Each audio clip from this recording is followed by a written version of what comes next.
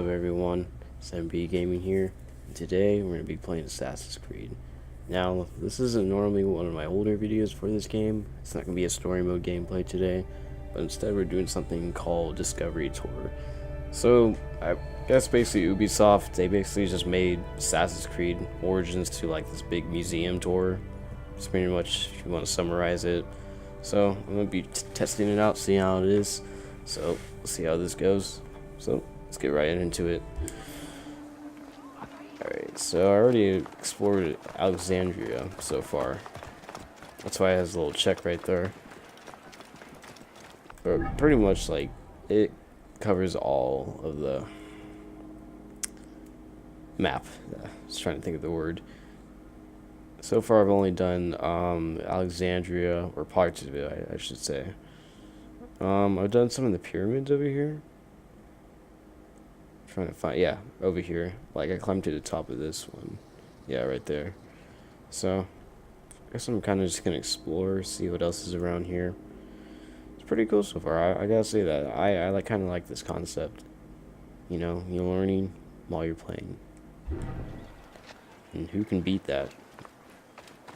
Anyway, let's get right into it. All right, so got that part of Alexandria, but I want to go somewhere different because I've pretty much seen most of the city. Yeah, well, except for the landmarks, of course, but I want to do something different. Let's go to... I'm not sure what this is. Let's see. Desert of Egypt.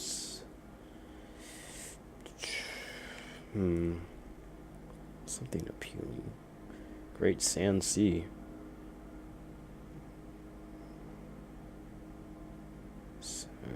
Nah, I'm good.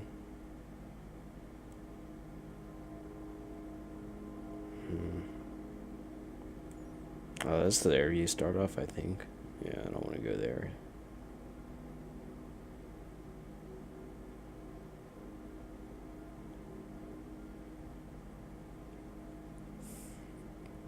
I really can't decide what I want to go to first. It's a lot.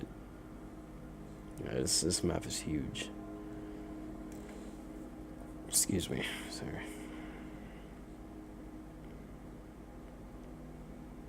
I cannot. I don't know.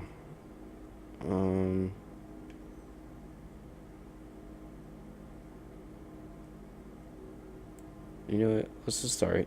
Nah, actually, never mind. Let's start on the mountains. See what's over here. How it equates. What's this right here? Let's try this one. Roman military equipment. See what that's all about. Oh, and also, you don't get the same character, you get a female character. So usually you're the guy, whatever his name is. I honestly don't remember. Something. Something Egyptian, that's all I know. Now we wait as I just run around in circles. Yep.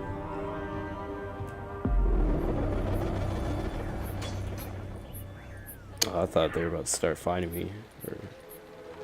Okay, so you just walk right into it. Start to? Yeah, start. Welcome to Roman military equipment. The strength of Rome was directly dependent on its military supremacy and fundamentally militaristic society. Regular citizens, comprised mostly of farmers and herders, joined to protect their land and families. In return for their service, members of this civic army were allowed to vote.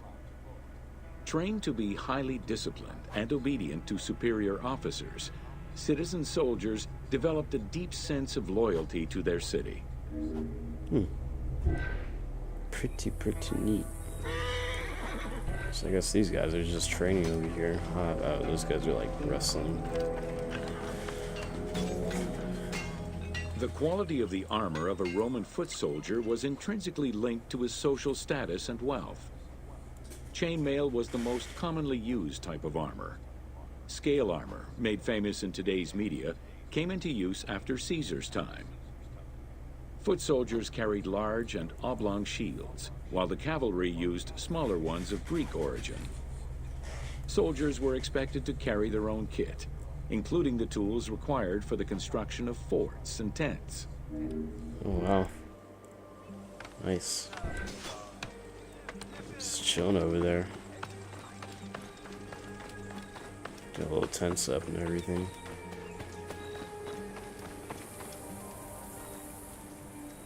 Just back up. Back up. Looks like man go all the way over there. I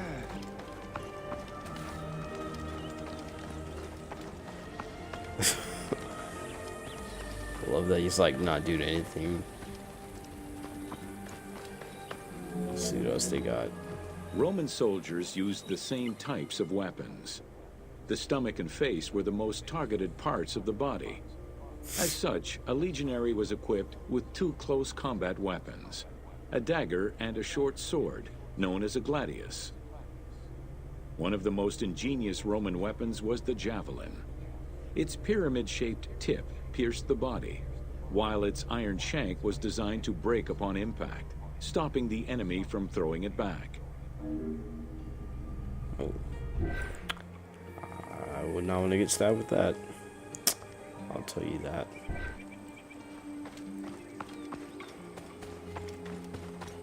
So that's the third one. So there's one more up here. This is pretty neat.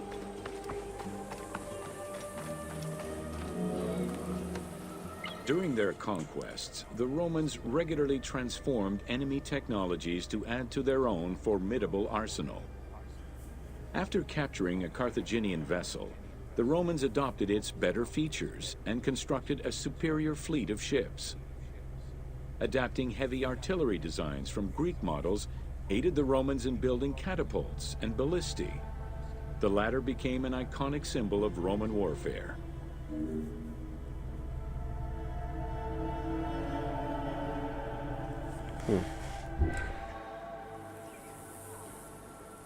So those are the little catapults over there. So, guess that's it for that part. I know there's one more over here in this area. I just gotta find it. Thought it shouldn't be far. That's nice. So I guess where they train and everything.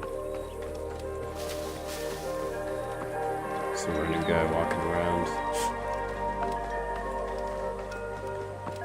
Oh, what's that? Oh, I know. Oh, that's the aqueducts. I forgot what those are used for. I think it's just like to transfer water or something like that. I think that's one of the tour guides you can go to. Oh no, never mind. Oh yeah, is this it? Oh no, that's. Oh, it starts up here. That's why. Let's check that out. That seems kind of cool.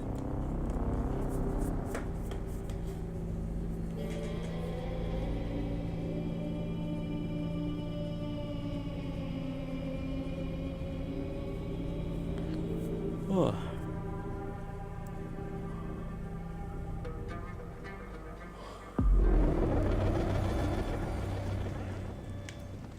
Alright, some guys are working down here. Oh, okay. Welcome to Roman Aqueduct. Water management was taken seriously by the Romans. Cyrenaica benefited greatly from Roman administration with the construction of aqueducts and canals.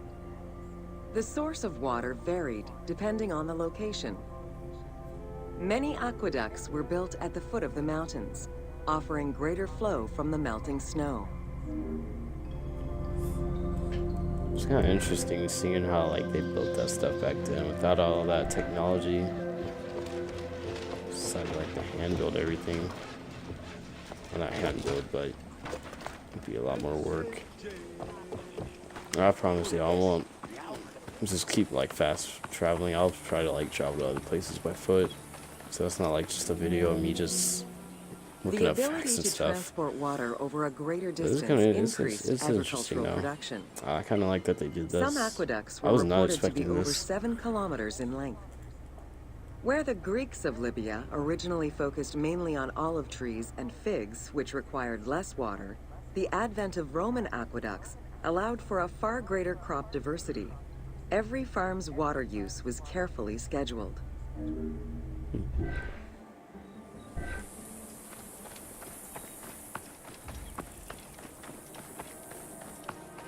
So I guess we're in like some type of like desert forest, a bunch of mountains. It's cool.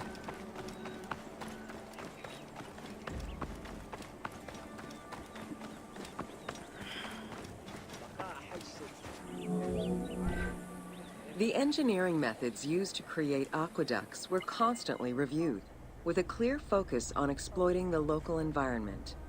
Materials, water usage, cleaning regulations, and a deep understanding of how to exploit gravity itself were all important concerns. Several fortresses were built to protect the aqueducts, basins, and cisterns. I see.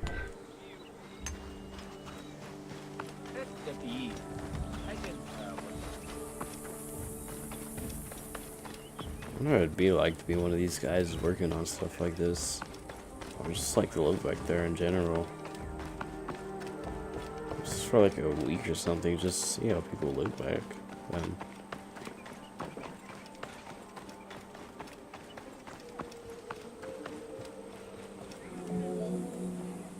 Additional water was collected with wells and cisterns, but aqueducts were the main supply of fresh water.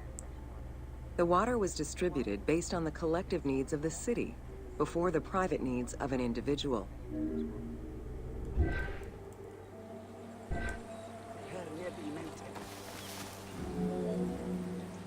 Almost all aqueducts ended in a fountain where the water circulated to clean the streets and supply bathhouses and latrines, thus improving the cleanliness of Cyrenaica's cities.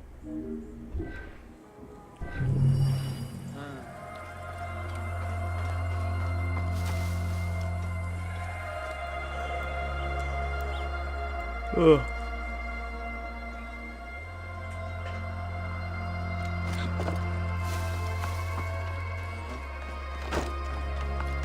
Bad. Can we jump on that? Oh, nice. This is Assassin's Creed, so I pretty much can jump on anything. That's another thing I love about this game. There's like so much to do, so much to explore, really. It's a beauty. I thought I could see the ocean. Am I looking the wrong way? Oh no, it's too many mountains.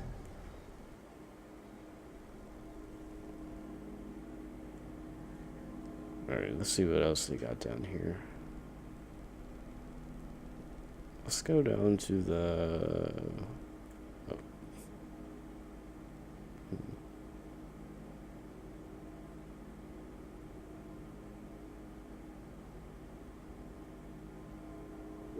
Let's do this one. But I'm not gonna fast travel, I'm gonna actually ride down there.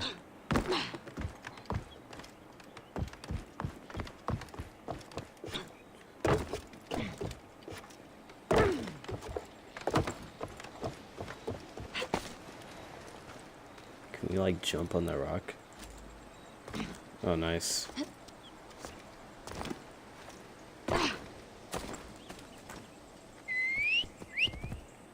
Get my horse.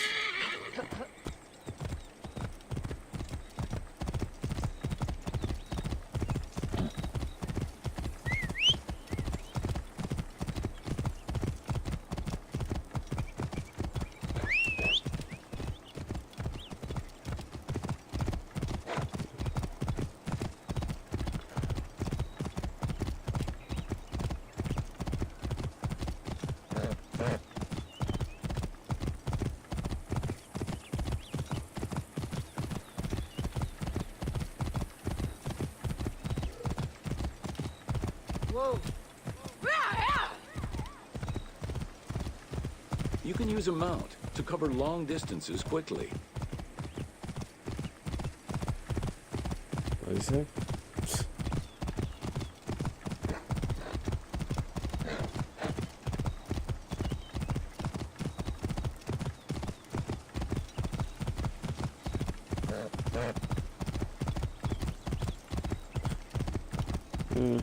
Nah, I'm gonna keep going.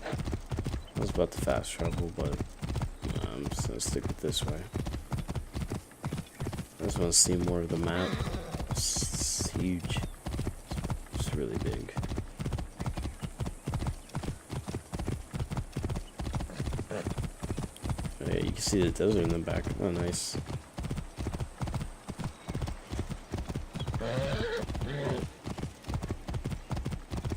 I don't know why, but I feel like I'm playing Red Dead Redemption right now.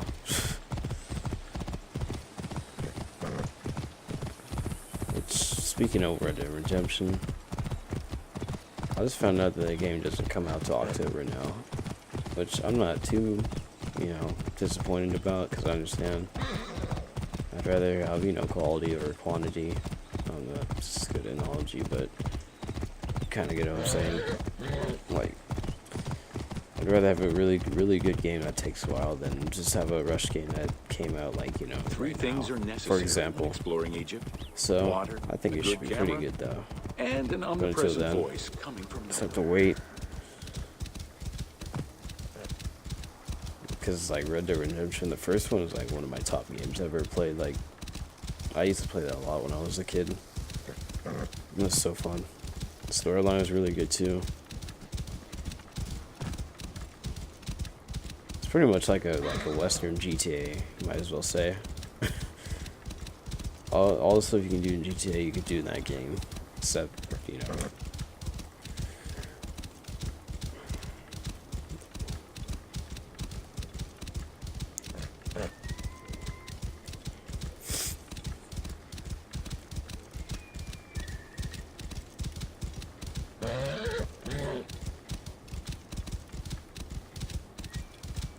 This is probably stupid. I probably shouldn't do it, but let me give it a try. Let's see it. Whoa. Oh, whoa. He stopped at the last second. Let's see. Do some parkour. Is that still relevant? Probably not. This is not gonna. This is not. Oh yeah, this is not. Wait, what? Okay. Wait, can she?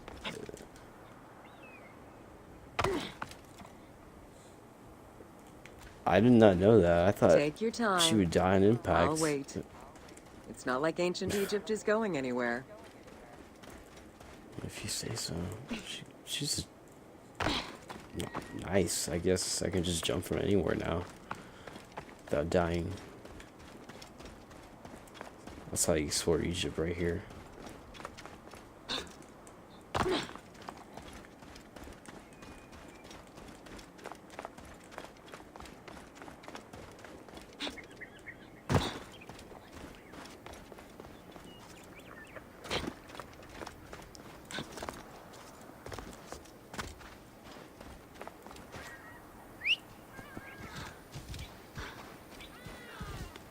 I should have jumped my horse off just to see what happened.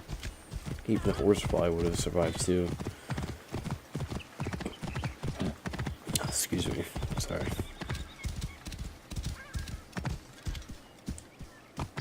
Whoa.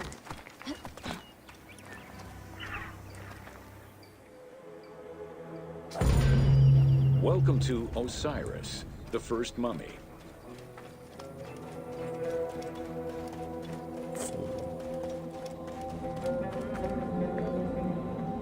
The oldest mummies recovered date from the Old Kingdom, though Egyptologists believe that mummification was in use much earlier than that. At first, the body was mummified through environmental desiccation by leveraging the dryness of the environment and the heat of the climate. That's nasty. Early experimentations in mummification were conducted with the use of resin made from tree sap. Strips of linen were only used on some superficial parts of the epidermis of the hands or jaw. Oh, okay. I was just chilling there, man.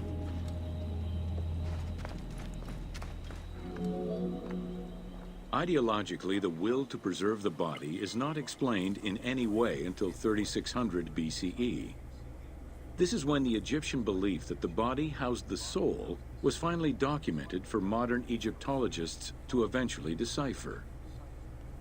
It was not until the arrival of the myth of Osiris in the Egyptian religion around the 5th dynasty that mummification was thoroughly conceptualized. The practice was thereafter grounded in both a mythological and ideological point of view.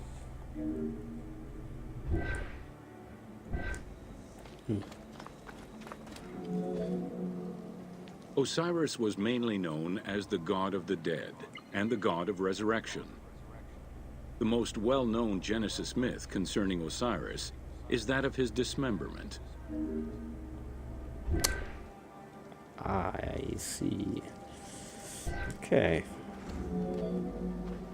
It is Plutarch who gives the most simplified and complete summary of the story.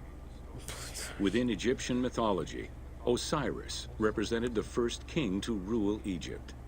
Jealous of his power, his brother Seth attempted to usurp his throne. After several unsuccessful attempts, Seth succeeded in killing his brother by dismembering him and scattering the pieces of his body all over Egypt. Isit, the great of magic, traveled all over Egypt in search of the pieces of her husband's body. After a long search, she recovered all the pieces save for his manhood, as it was eaten by a fish.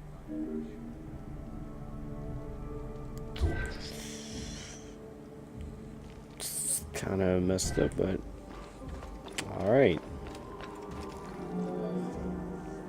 Isit then reassembled the body of her husband by binding it together with strips of linen. Aided by her sister Nephthys, another powerful magician, they gave Osiris the breath of life. This not only brought him back from the dead, but also allowed him to recover his virility long enough to impregnate Isit, thus ensuring his succession before, once more, dying. Thus Horus was born.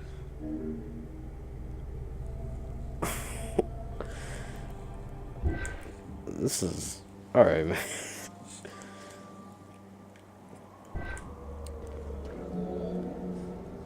The ritual used to bring Osiris back to life essentially depicts how he became the first mummy.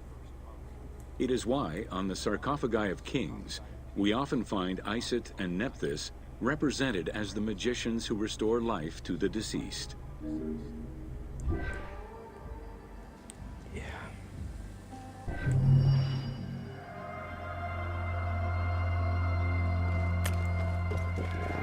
That was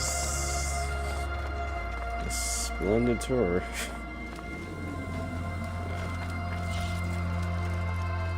It's crazy. I don't even know. It's kind of weird. Let's see what else they got in here. What is this? Sand? Oh. Oh, this is just a screenshot. I thought that people was playing in here. I was about to say.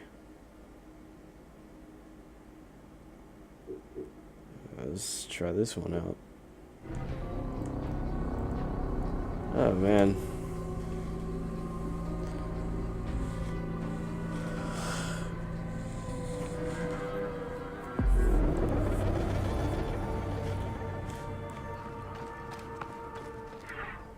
Something casual.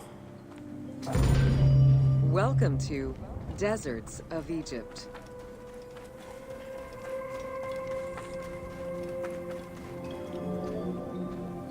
Reaching out on either side of the lush Nile are the harsh, arid western desert and the mountainous eastern desert. They cover nearly 94% of Egypt. Each of these parent deserts have their own microclimate and contain several smaller deserts with a distinctive fauna and flora. Whale fossils were discovered within the depths of the Sahara. Known as the Valley of the Whales, this location is evidence of the seas which once covered the area.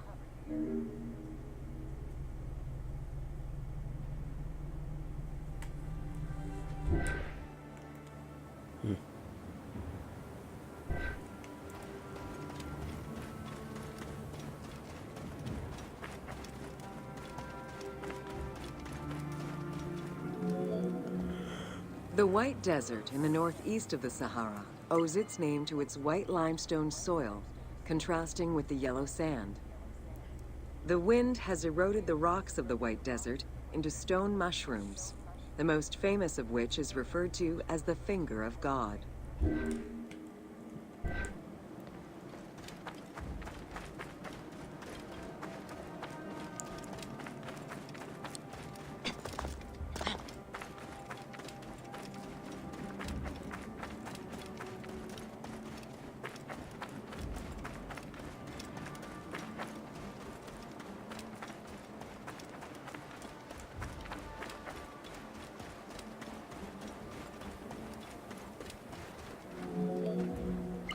The Great Sand Sea is a large unbroken desert that reaches out through western Egypt and eastern Libya.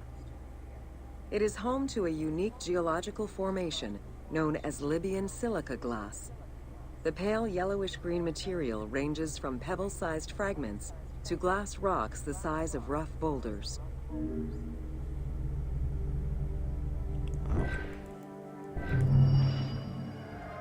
Tour completed.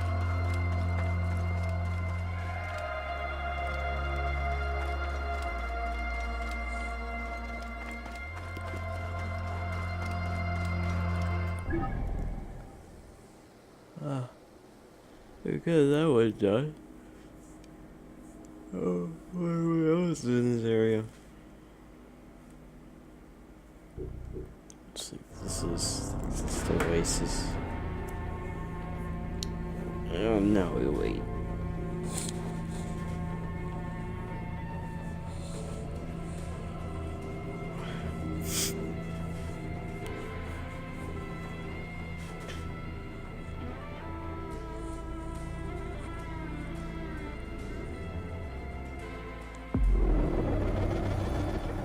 Oh, I thought she was just standing on a tree ledge for no reason.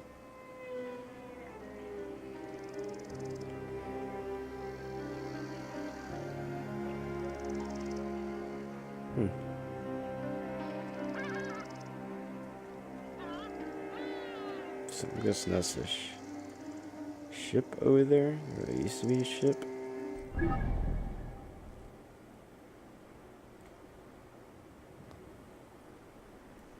Because of it, very cool.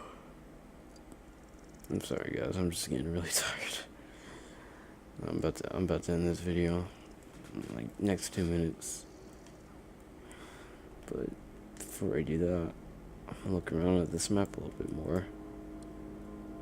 So this is just all the desert parts, and then more of the waters and like towns and stuff are more out in this area. Yep, going up to Alexandria. I still haven't reached these right here either. So yeah, I got a lot to explore. I'm not even gonna try to say that.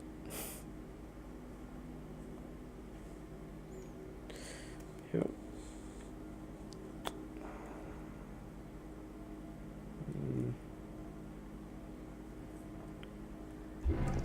Yeah, that's pretty much it for right now. It's not the heat that gets you. Well, it might, if the miles and miles of endless barren desert without water don't first. Thanks, man. Yep, guys, this is gonna conclude the video. Kind of just wanted to see how this goes, the little, discovery tour. So far, I like it. I think it's a good addition to the game. It's really interesting. It tells you a lot about like Egypt and like the ancient past and all that. You can explore the whole map if you wanted to, and you can just fast travel to all the places. It doesn't matter. You still get to learn a little bit about the past. That's what I like about the Assassin's Creed games. They kind of go in depth about like history and stuff. And in general, I just really like history. So when I first saw it, I was like, yeah, that's something I'm gonna do a video on that. That's something good. Anyways, guys, I'm gonna wrap it up here. I'm gonna end the video. Thank you guys for watching, and subscribe for more MB gaming content and future videos like this.